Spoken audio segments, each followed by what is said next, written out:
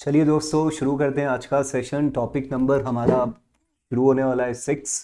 UPPSC GS 6 का topic number 6, जिसमें हम यूपी की एनर्जी के बारे में बात करेंगे, एनर्जी रिसोर्सेज के बारे में बात करेंगे, रिन्यूअल और नॉन रिन्यूअल दोनों एनर्जी रिसोर्स पर बात करेंगे। तो टॉपिक का नाम है planning and management of renewal and non renewal energy resource of Uttar Pradesh. तो पहले तो हम देख लेते हैं उत्तर प्रदेश की एक ओवरव्यू ले लेते हैं, फिर आगे बात करते हैं। Energy is vital for economic development, बहुत वाइटल है। Uttar Pradesh utilise both renewal और नॉन रिन्यूअल दोनों रिसोर्स यूपी में होते हैं। इनकी डिटेलिंग हमको देखनी है, सारी चीज़ें कवर करेंगे, सब कुछ देखेंगे। The government is focused on energy self-sufficiency through policy reforms, technology innovations, efficient management. तो the government is focused on energy self-sufficiency, मतलब यूपी जो है वो सेल्फ सफिशनरी होना चाह रहा है एनर्जी के मामले में। पॉलिसी रिफॉर्म हो रहा है यूपी में, टेक्नोलॉजिकल इनोवेशंस चल रहे हैं और एफिशिएंट मैनेजमेंट, इन सब पर काम किया जा रहा है, इन सब पे फोकस किया जा रहा है। अब हम एक क्लासिफिकेशन देखते हैं कि रिन्यूएबल एनर्जी में हमारे पास यूपी में क्या है। सोलार है, विंड पावर है, बायोमास है और स्मॉल हाइड्रो पावर है। और अगर नॉन रिन्यूएबल में देखें तो कोल, डीजल और गैस, ये भी हम यूपी में यूज कर रहे हैं। पहले हमारी चर्चा नॉन रिन्यूएबल पर होगी, हम कोल, डीजल, गैस इनको इंडिविजुअली देखेंगे, फिर रिन्यूएबल पर आएंगे। फिर एक जो रेहंद करके जो हमारा मतलब रिजर्वायर और जो डैम का मतलब फ्लोटिंग सोलर का जो काम चल रहा है उसके बारे में भी चर्चा करेंगे। तो नाउ रिन्यूएबल एनर्जी रिसोर्सेस, तो कोल बेस्ड पावर प्लांट्स पर बात करते हैं। देखो अन्य ये पहले नाम है पावर प्लांट्स के, लोकेशन है, कैपेसिटी और ऑपरेटर है। तो आप अगर नाम और लोकेशन भी ध्यान रखते हैं तो काफी होगा। अन्नपरा थर्मल पावर प्लांट सोनभद्र, सिर्फ सोनभद्र में ओबरा है।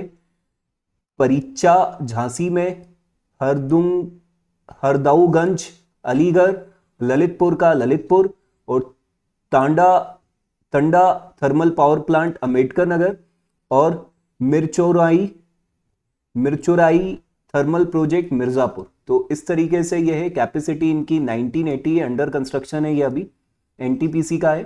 तो ऑपरेटर की लिस्ट ये दे रखी है, कैपेसिटी मेगावाट में है और लोकेशन दे रखी है। तो ये कोल बेस्ड पावर प्लांट्स हैं यूपी के नॉन रिन्यूएबल में। अब इसके चैलेंज और सॉल्यूशन क्या है कोल बेस्ड के, तो चैलेंजेस देखते हैं पहले। इरेगुलर कोल सप्लाई के कारण मतलब पावर प्लांट उतना वर्किंग नहीं होता है, बीच बीच में डिलेज होते हैं। पॉल्यूशन होता है ग्रीन हाउस गैस का, SO2 और ऐश, राख का भी बहुत, राख के कारण माइक्रो जो पॉल्यूशंस होते हैं। कॉस्ट इंक्रीज होती है इसकी। ओल्ड प्लांट इनएफिशिएंसी का एक प्रॉब्लम है। रेलवे एंड लॉजिस्टिक इश्यूज आते हैं और स्ट्रिंजेंट रेगुलेशंस हैं, बहुत सारे लॉ रेगुलेशंस होते हैं, उससे भी इशू आता है। तो ये चैलेंजेस बने हुए हैं कोल बेस्ड के। अब इम्पैक्ट, उसका इम्पैक्ट देखते हैं। Irregular coal supply, load shedding at Anpara और परीचा, मतलब लोड शेडिंग आती है। फिर पॉल्यूशन से हेल्थ इशू हो रहा है सोनभद्र में, ये एक मतलब आप बिल्कुल लिंक करके बता सकते हैं। High cost at Lalitpur plant है, ये एग्जांपल दे सकते हैं। ओबरा लो एफिशिएंसी है। डिले एट एनटीपीसी टांडा, और डिले इन गतम प्रोजेक्ट। ठीक है, तो ये स्ट्रिंजेंट रेगुलेशंस के कारण जो आपके एग्जाम्पल हैं वो भी यहां पर अपन देख रहे हैं। कुछ प्रोनाउंसिएशन में, अगर किसी शहर के प्रोनाउंसिएशन में कुछ मिस्टेक हो तो आप उससे इग्नोर कीजिएगा। Solutions, fuel supply agreement better logistic, जो इरेगुलर कोल सप्लाई उसको फ्यूल सप्लाई अरेंजमेंट होना चाहिए, एग्रीमेंट, वो बेटर लॉजिस्टिक होना चाहिए। फिर पॉल्यूशन के केस में फ्लाई ऐश यूज होना चाहिए, जैसे ये आजकल रोड बनने वगैरह में यूज हो रहा है। सुपर क्रिटिकल टेक्नोलॉजी यूज होनी चाहिए इसमें। कॉस्ट इंक्रीज में डोमेस्टिक माइनिंग और स्ट्रेटेजिक इंपोर्ट होना चाहिए। ओल्ड प्लांट के लिए अपग्रेडेशन आप कीजिए, FBC टेक्नोलॉजी यूज कीजिए। रेलवे और लॉजिस्टिक इश्यूज के लिए कोल यार्ड और मल्टी मॉडल ट्रांसपोर्ट को यूज किया जाना चाहिए। और स्ट्रिंजेंट रेगुलेशन के लिए सिंप्लीफाइड और टाइम बाउंड क्लियरेंस पर काम किया जाना चाहिए। तो ये सारी चीज, चैलेंज, इम्पैक्ट और सॉल्यूशन हमने देखा। चैलेंजेस एंड सॉल्यूशन, इस पर हमने बात की है दोस्तों। तो ये जो हमारी चर्चा चल रही है, ये चर्चा चल रही है हमारे कोल बेस्ड पावर प्लांट के चैलेंजेस की। अब नेचुरल गैस बेस्ड प्लांट देखते हैं अपन यूपी में। दादरी गैस बेस्ड प्लांट है गौतम बुद्ध नगर में, 817 कैपेसिटी है मेगावाट, एनटीपीसी ऑपरेटर है। तिलैया गैस टरबाइन प्रोजेक्ट है रायबरेली, 48 मेगावाट कैपेसिटी, यूपीआरवीयूएनएल इसका ऑपरेटर है। पिलखुवा गैस प्रोजेक्ट हापुड़ और 22 और प्राइवेट सेक्टर का ये ऑपरेटर है। इसमें suitable for urban industrial peak loads के लिए सुटेबल है और लेस पॉल्यूशन होता है, फास्टर रैम अप होता है। ठीक है, तो नेचुरल गैस बेस्ड प्लांट, लेकिन ये रिन्यूअल नहीं है, ध्यान रखिएगा, नॉन रिन्यूअल में आता है।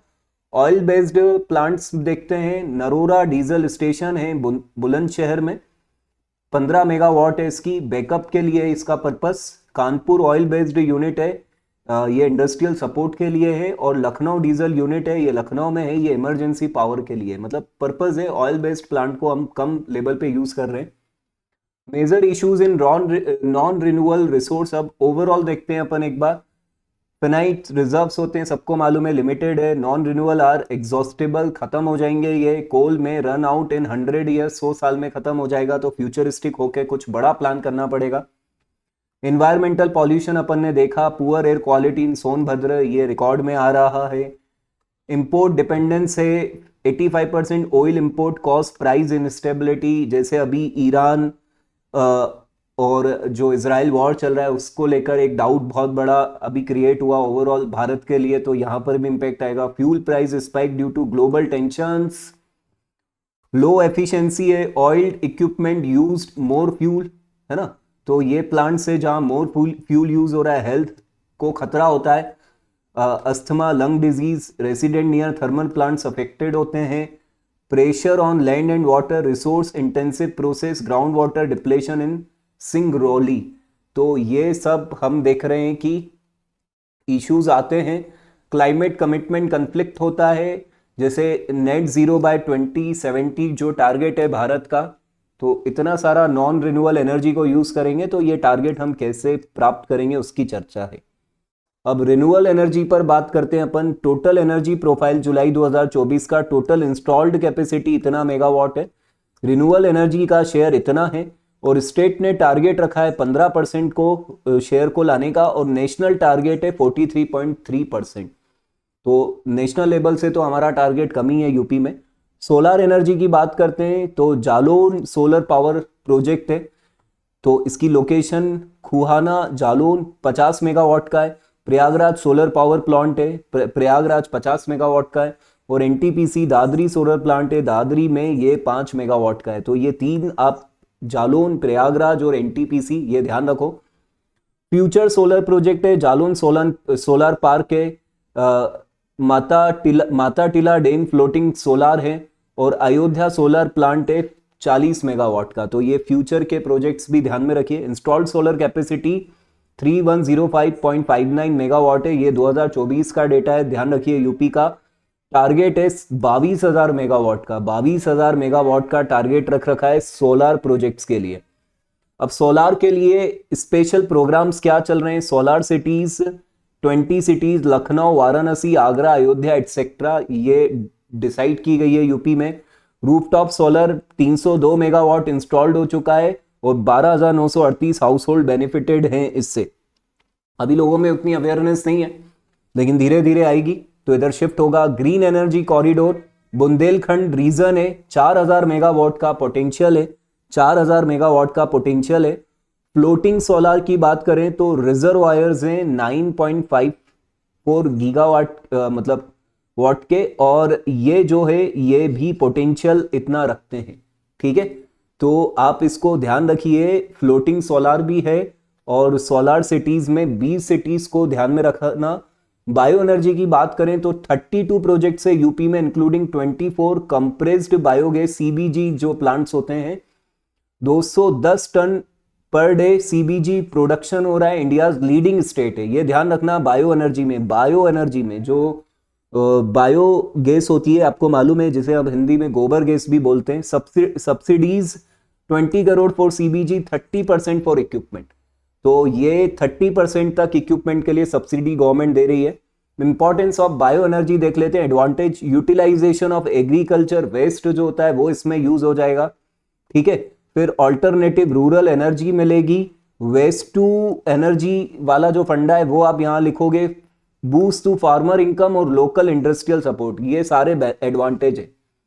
अब इसका डिस्क्रिप्शन और एग्जाम्पल देख लेते हैं। यूटिलाइजेशन ऑफ एग्रीकल्चर वेस्ट, जैसे शुगर केन, व्हीट और पेडी जो रेसिड्यूज होते हैं, जैसे sugar cane waste plant in Baghpat Saharanpur है। फिर ऑल्टरनेटिव रूरल एनर्जी में रिलायबल डोमेस्टिक सप्लाई होता है, बायोगैस प्लांट्स इन विलेजेस जो हो रहे हैं उससे। फिर वेस्ट टू एनर्जी में convert waste into clean energy, तो model by Lucknow municipal corporation, ये आप मेंशन कर सकते हो, जो बहुत अच्छा एग्जांपल हो सकता है ये।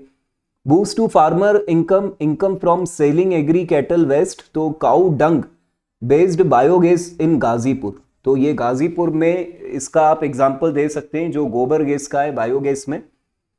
और sugar food processing mills powered, तो Balrampur sugar mill biomass plant के बारे में आप जिक्र कर सकते हैं, लोकल इंडस्ट्रियल सपोर्ट होता है। ठीक है, तो ये सारी चीजें, फिर इसको अपन एक और एग्जांपल से समझते हैं। जैसे ऐसा जो शुगर इंडस्ट्री के प्लांट होते हैं, तो शुगर केन को जो क्रश करके जो उसका जो मतलब छिलका निकाला जाता है, उससे पावर प्लांट उसी छिलके से उसको बॉयलर में जलाया जाता है, फिर उससे एनर्जी प्रोड्यूस की जाती है, तो प्लांट लगभग उसी से चल जाता है। उल्टा आसपास के जो ग्रामीण एरियाज होते हैं उनमें इलेक्ट्रिसिटी की सप्लाई प्लांट में होती है। फिर शुगर केन से एथेनॉल पर भी बहुत ब्लेंडिंग हो रही है एथेनॉल की, तो ये सारी चीजें आप मेंशन कर सकते हैं। कंक्लूजन एंड पॉलिसी डायरेक्शंस की बात करते हैं, की सॉल्यूशन फॉर एनर्जी सस्टेनेबिलिटी की बात करते हैं, shift towards renewable energy mix करना चाहिए, एनर्जी कंजर्वेशन मेजर्स जैसे कार्बन टैक्स और एनर्जी एक्ट बनाने चाहिए, और उनको अगर बने हुए हैं तो उनको अमेंड करना चाहिए। Adoption of clean coal technology, coal gasification, fly ash bricks, ये सब यूज किए जाने चाहिए। Modernisation of all old thermal plants को मॉडर्नाइज करना चाहिए। Investment in green corridor, floating solar और बायो एनर्जी, ठीक है, तो ये सब हमको करना चाहिए। Bio energy in Uttar Pradesh, challenge and solution एक बार फिर देखते हैं। बायो एनर्जी के चैलेंज क्या है? लेक ऑफ इंफ्रास्ट्रक्चर का प्रॉब्लम है, एब्सेंस इन मेनी डिस्ट्रिक्ट्स, बहुत सारे डिस्ट्रिक्ट में इंफ्रास्ट्रक्चर नहीं है। कॉस्टली वेस्ट कलेक्शन, देखो वेस्ट कलेक्शन की ही कॉस्ट बढ़ जाएगी तो जो एनर्जी प्रोड्यूस होगी उसकी कॉस्ट भी हाई होगी। पेडी स्ट्रॉ बर्न्ट इन पूर्वांचल, अभी भी यहाँ पे जलाया जा रहा है। टेक्निकल एंड फाइनेंशियल बैरियर्स हैं, लोगों को उतनी जानकारी नहीं है, प्लांट ब्रेकडाउन हो जाता है, cost of 1 to 2 crore with no simple loan access. एक प्लांट की इतनी कॉस्ट आ रही है तो लोग इसकी तरफ इंकरेज नहीं होंगे और सिंपल लोन प्रोसेस नहीं है। पॉलिसी कोऑर्डिनेशन डेफिशिट है, तो weak central state policy integration, delay in FCI and gas company agreement for bio CNG, तो कंपनी से जो जिसको हम डिस्ट्रीब्यूट कर सकते हैं उनसे एग्रीमेंट नहीं है। फार्मर अवेयरनेस की कमी है भाई, तो ये चैलेंजेस हैं। सजेशंस क्या है इन चैलेंजेस के लिए बायो एनर्जी को बढ़ाने के लिए? Launch bio energy mission Uttar Pradesh, bio energy का मिशन बना देना चाहिए उत्तर प्रदेश में। Community level biogas plant at ग्राम पंचायत होना चाहिए कम्युनिटी लेवल पे, तो जो 1-2 करोड़ की कॉस्ट आ रही है अगर वो 200-300 लोगों में बंटती है तो पर व्यक्ति कॉस्ट कम हो जाएगी। प्रमोट न्यू टेक्नोलॉजीज, तो न्यू टेक्नोलॉजीज पे काम करना चाहिए, ठीक है। और link bio energy startup to MSME policy से लिंक कर देना चाहिए। एमएसएमई पॉलिसी को जो फैसिलिटीज है, एमएसएमई पॉलिसी से जो एमएसएमई को फैसिलिटी है वो इनको मिलनी चाहिए। टेक्निकल ट्रेनिंग मिलनी चाहिए। एग्री यूनिवर्सिटीज और केवीकेस जो होते हैं उसके द्वारा जो किसान विकास केंद्र होते हैं उनको भी इसमें आगे आना चाहिए। विंड एनर्जी की बात करते हैं यूपी में, limited potential in UP, focus on small wind turbine and hybrid renewable projects, investment is encourage by state government, तो काम हो रहा है लेकिन पोटेंशियल थोड़ा सा कम है। Green hydrogen policy 2024, production target रखा है 1 million metric tonne year by 28-29, contribution है 20% ऑफ नेशनल हाइड्रोजन प्रोडक्शन, तो यूपी का ये टारगेट है और भारत में 20% यूपी कंट्रीब्यूट करेगा। इंसेंटिव है 10 to 30 capital subsidy percent capital subsidy depending on location, 10 to 30% capital subsidy है। अदर बेनिफिट है 100% इलेक्ट्रिकल वेवर मिलेगा और बैंकिंग फॉर 25 ईयर्स और फुल ट्रांसमिशन चार्ज एग्जम्पशन मिलेगा। तो ग्रीन हाइड्रोजन पॉलिसी भी यूपी में बनी हुई है 2024। Hydro power and pumped storage की बात करें तो टोटल इंस्टॉल्ड कैपेसिटी यूपी की इतनी है THDC का जो प्रोजेक्ट है उसमें 1200 मेगावाट है, सोनभद्र और ग्रीन को प्रोजेक्ट की 3660 मेगावाट है, क्लोज्ड सिस्टम है और 17,000 करोड़ इसमें पूरा जो इन्वेस्टमेंट हम बोलेंगे। तो hydro power and pumped storage की भी बात हो रही है। Pumped storage will improve grid stability and renewal integration, तो ये हाइड्रो पावर की बात हो रही है। अब major renewal energy initiative in Uttar Pradesh को एक बार फिर से देखते हैं। सोलर एनर्जी प्रमोशन में सोलर एनर्जी पॉलिसी है 2022, इसमें टारगेट रखा है 22,000 मेगावाट का बाय 26-27। यूपी का रूफटॉप सब्सिडी है 15,000 किलोवाट के लिए, मैक्सिमम 30,000 है ऑन रेसिडेंशियल और गवर्नमेंट बिल्डिंग। रेसिडेंशियल को इसलिए कि जो लोग जागरूकता में इसको लगाएंगे तो कहीं ना कहीं ओवरऑल एनर्जी पर जो लोड है वो कम होगा। पीएम कुसुम योजना जो सेंटर की है उसमें 60 से 70% subsidy for farmers to install solar pumps, तो ये यूपी में भी काम कर रही है। बायो एनर्जी बूस्ट को अगर देखें तो कंप्रेस बायोगैस डेली 1000 टन, रुपए 75 लाख टन सब्सिडी दे रही है गवर्नमेंट। मैक्सिमम इंसेंटिव 20 करोड़ पर प्लांट है। बायो कोल में ₹75,000 टन सब्सिडी और बायो इथेनॉल में 2000 किलो लीटर में ₹3 लाख किलो लीटर सब्सिडी है, तो ये ध्यान दीजिएगा बिल्कुल अच्छे से। तो ये बायो एनर्जी बूस्ट को लेकर जो यूपी की गवर्नमेंट कर रही है, आई थिंक ये थोड़ा सा फिगर मेरे को ज्यादा लग रहा है, ये भी ₹75,000 होना चाहिए टन कैपेसिटी। अदर बेनिफिट्स देखें तो 100% waiver on electricity for 10 years है और 30% सब्सिडी ऑन इक्विपमेंट है, मैक्सिमम ₹2 लाख। तो ये बायो एनर्जी बूस्ट के लिए। फ्लोटिंग सोलर प्रोजेक्ट्स भी हैं यूपी में। औरानिया डैम पर है 20 मेगावाट का, ऑपरेशनल है। रिहंद रिजर्वायर सोनभद्र जिसकी हम चर्चा कर रहे थे अंडर कंस्ट्रक्शन है, ये बहुत लाइमलाइट में भी है। और भाखीरा बर्ड सेंचुरी में 50 मेगावाट का है, प्लानिंग स्टेज में है ये। Total floating solar potential 9.54 gigawatt का अक्रॉस 2192 रिजर्वायर्स पर है। बुंदेलखंड ग्रीन एनर्जी कॉरिडोर में target to evacuate 4000 megawatt solar power है और GIS based land bank is being developed to easy land allocation. तो बुंदेलखंड ग्रीन एनर्जी कॉरिडोर जो बनाया जा रहा है उसकी चर्चा की गई यहाँ पे। न्यू पॉलिसी लेबल रिफॉर्म्स में अगर देखेंगे आप, न्यू पॉलिसी लेबल रिफॉर्म्स, तो green hydrogen policy 2024 investment link subsidy दे रहे हैं और इंफ्रास्ट्रक्चर इंसेंटिव दे रहे हैं। ग्रीन ओपन एक्सेस रूल्स भी बनाए गए हैं to allow MSME affordable renewable energy और स्मार्ट मीटर स्कीम भी बनाई गई है। 3.09 करोड़ अप्रूव्ड हो गए और इतने इंस्टॉल्ड भी हो गए। तो ये न्यू पॉलिसी लेबल रिफॉर्म है। देखो ये सारी चीजें एनर्जी को लेकर है, मुझे स्पीड इसलिए मेंटेन करनी पड़ रही है क्योंकि आपको जल्दी पेपर लिखना है। हम ओवरऑल चीजों को देख रहे हैं, चैलेंजेस देखते हैं रिन्यूएबल एनर्जी सेक्टर के। डिस्ट्रीब्यूशन का लॉस है, मैं हेडिंग सी बोल रहा हूं अभी। लैंड एक्विजिशन की प्रॉब्लम आती है, टैरिफ अनसर्टेनिटी रहता है, ऊपर नीचे हो सकता है। स्टोरेज इंफ्रास्ट्रक्चर की कमी है, स्टोरेज में प्रॉब्लम है। अवेयरनेस गैप से रिन्यूएबल एनर्जी को लेकर लोगों के बीच में, और स्लो मीटरिंग रिफॉर्म से। तो ये जो टारगेट है उससे पीछे चल रहे हैं। और सजेस्टेड रिफॉर्म एंड सॉल्यूशन अगर देखें तो डिस्कॉम रिफॉर्म करने चाहिए, जो डिस्ट्रीब्यूशन कंपनी है स्मार्ट मीटर वगैरह यूज करें, लैंड एक्सेस को इजी बनाएं, टैरिफ को स्टेबल रखें, फास्ट ट्रैक स्टोरेज होना चाहिए, प्रायोरिटाइज टीएचडीसी एंड ग्रीन को storage projects, employment local TIT training देना चाहिए ताकि स्किल डेवलपमेंट हो इस एरिया में, और पब्लिक अवेयरनेस को बढ़ाना चाहिए। Launch solar panchayat energy literacy campaigning ताकि लोग इनको समझे। स्पॉटलाइट प्रोजेक्ट है रिहांद रिजर्वायर फ्लोटिंग सोलर, इसकी कैपेसिटी है 150 megawatt, annual output 270 million units, investment है ₹600 करोड़, वर्ल्ड बैंक सपोर्टेड है, ड्यूअल बेनिफिट है, एनर्जी और वाटर कंजर्वेशन दोनों इसमें होगा। और ये देश का सबसे बड़ा फ्लोटिंग सोलर पावर प्लांट हो सकता है।